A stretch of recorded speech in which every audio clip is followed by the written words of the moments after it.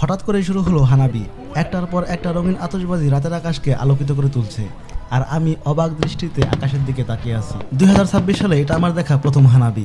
নিজের দেশ থেকে হাজার হাজার কিলোমিটার দূরে দাঁড়িয়ে দেখা এই আলো আর রঙের উৎসব আমাকে আবারও অনুভব করিয়ে দেয় পৃথিবীটা সত্যি অনেক সুন্দর। দলে দলে জাপানিজরা ছুটছিল তাদের ট্রেডিশনাল পোশাক কিমোনো পরে ট্রেডিশনাল উৎসব হানাবি তাইকাইতে। রিঙ্কু টাউন স্টেশনটাতে ছিল মানুষের উপচে পড়া ভিড়, আশেপাশে কোনবিনিগুলোও ছিল অসম্ভব রকমের ইসোগাসী। সবার সাথে তাল মিলিয়ে লাইন ধরে যাচ্ছিলাম সমুদ্রের পারে, যেখান থেকে দেখা যাবে হানাবি উৎসবটি।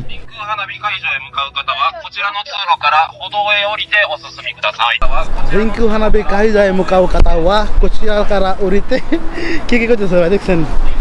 আমরাও সবার পিছ ধরছি আর কি। প্রায় 10 মিনিট সবার সাথে লাইন ধরে চলার পরে আমরা পৌঁছে যাই সমুদ্রের পারে। দলে দলে জাপানিজদের সাথে ওসাকার রিঙ্কু টাউনে আসছি ভাই হানাবি উৎসব দেখার জন্য আর কি। আমি আর জাহিদ ভাই এপাশে ভাই দেখা ভুলে গেছে।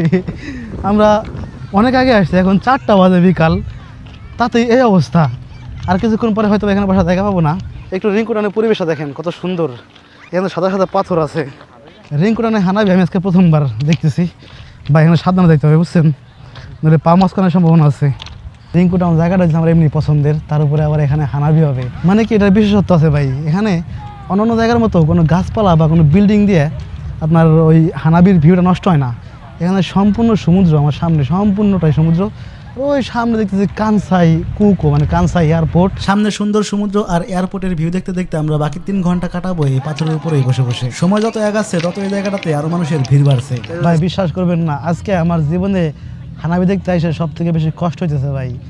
আমার জায়গায় জায়গায় ব্যথা করতেছে, দেখো না একবার কাহিনী। এমন জায়গায় বসছি না, জায়গায় জায়গায় ব্যথা করতেছে।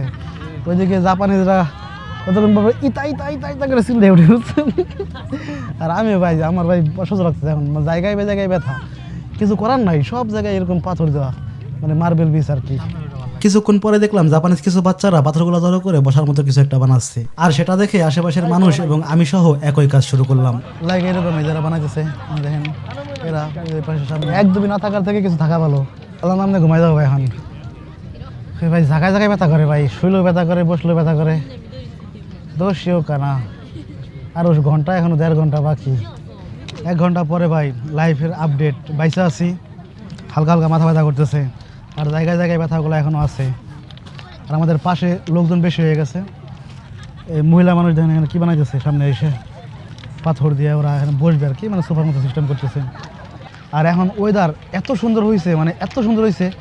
এবারে দেখো মানে সূর্যটা আমরা দেখতে পাচ্ছি, সূর্য অস্ত দেখা যাবে এখান থেকে। অধীর আগ্রহে জাহিদ ভাই বসে আছে হানাবি দেখার উদ্দেশ্যে, আমিও আরামে শুয়ে আছি, আর সাথে আছে হাজারো জাপানিজ। আস্তে আস্তে সন্ধে হলো, আমাদের অপেক্ষার প্রহরটাও শেষ হলো।